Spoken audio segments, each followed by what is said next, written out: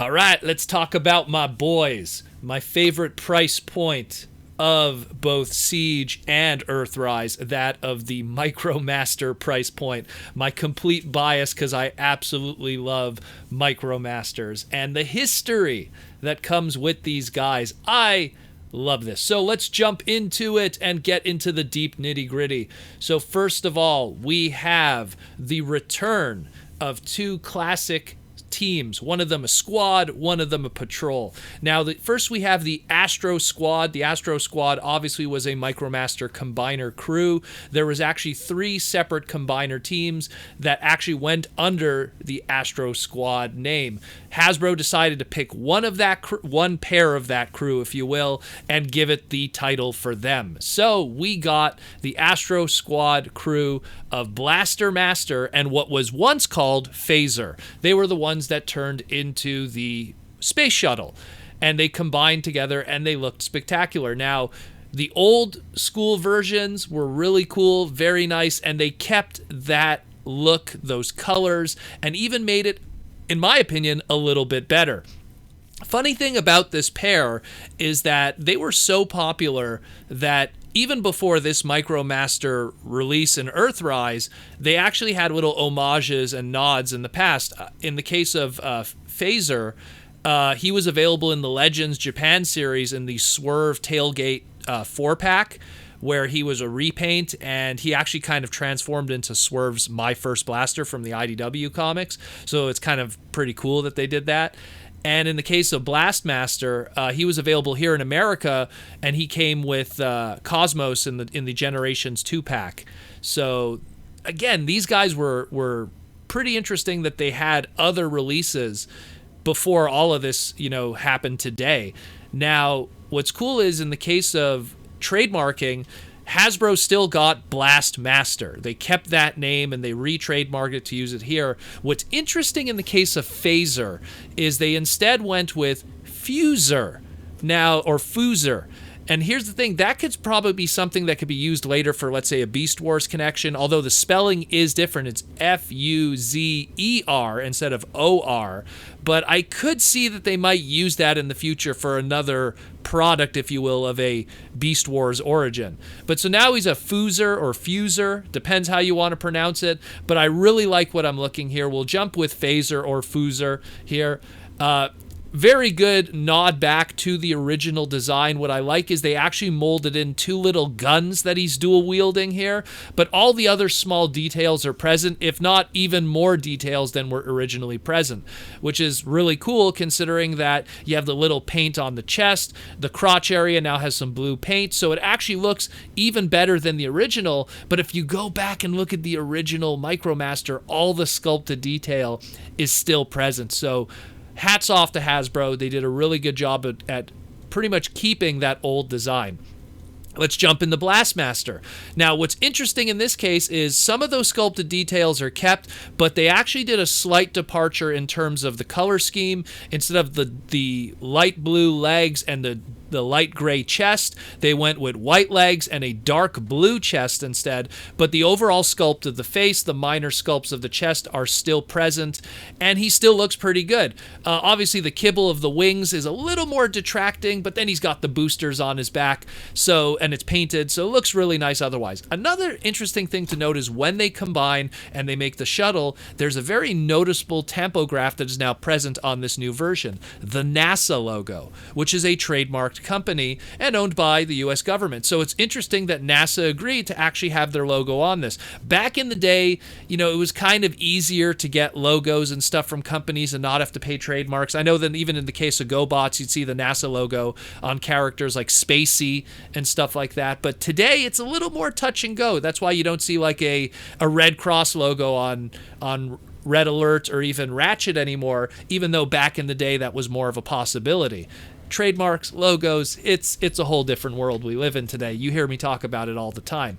Another cool thing also I want to mention is they show an image here of how you could take your brand new Battle Master kind of stuff and your play sets and your new deluxe combiners and all that.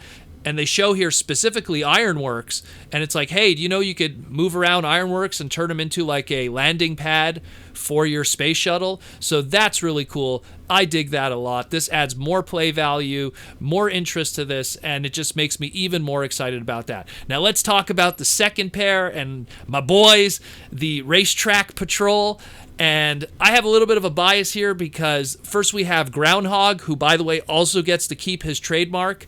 Groundhog was a character that I kind of got to mess with his history back in the day when I was working on official product, and I made him the brother of Ruckus, who was one of the Trigger bots back in the day, or Trigger Cons in this case.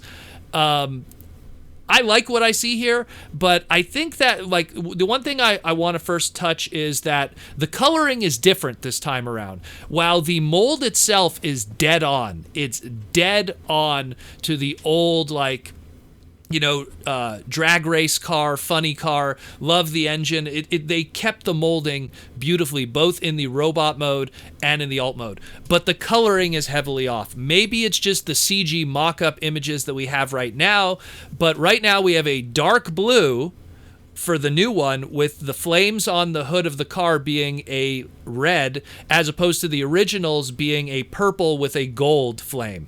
Now, my one speculation that I could have with this, and it's kind of reaching, but, you know, let's chew on it here.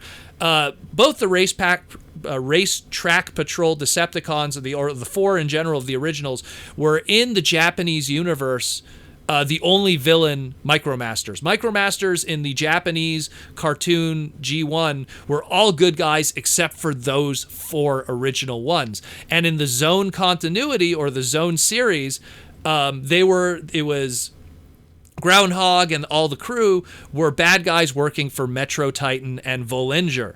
So here's the thing.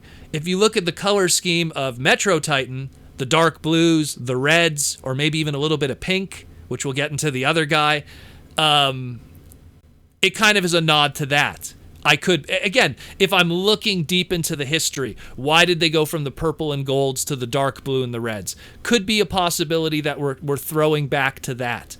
Could be. These molds are going to end up in Japan at some point too. They're allowed to also celebrate their history. Chances are that's going to be the case. Aside from that, the other paint that's added to it, hey, if you look at the original, there was, like, you know, exhausts under the engine that were sculpted but not painted in. Here they're present, but they're painted in with silver. It looks gorgeous. I'm very excited about this. Super cool to have Groundhog back. Let's jump into his partner, Roller Force. Again, they kept the trademark, and Roller Force was one of those Micromasters that's like, hey, it's a Baja off-road, you know, dune buggy, awesome thing, but hot pink back in the day. And it was like, hey, are they going to do that today? Well, judging by how they're going to do the colors this time around, they're going less away from the hot pink and going more for a muted, more, I guess we'll call it a mauve or purple. I mean, again, these are the digital versions. Maybe what we're going to see in person on Saturday at Toy Fair will give us a better indication of those colors. But as it stands right now, from what I see from these media images, it's more of a lighter purple, if you will. But the molding and the sculpting is there, if not better. He looks great. He looks gorgeous. Again, the face, the chest sculpt, the coloring, all very well done. Going for a more of a, I guess we'll call it a sea foam instead of the dark blue. But I can't complain. The fact that these two are even happening is super. And the last thing I want to talk about, and we're going to talk about it more in the next segment, is once again, just like what they showed with the Astro Squad, they show here Air Raid, one of the new combiner bases for the deluxe price point. He kind of turns into a little racetrack, a little drag race track, if anything, with each little their own little lanes. So I dig that a lot. Adds more play pattern, adds more value to your product, and I can't wait to build my own little Micromaster city with all these new toys to join my old Micromaster cities and Zone Base back in the day with the G1 stuff. So this is really cool. I'm so excited about this. Let me know what you think about it. I like that they went out of the way to preserve as much as they could, not only just their trademarks, but also the aesthetic look and the feel. This is super. I'll jump into the next segment when you get to me.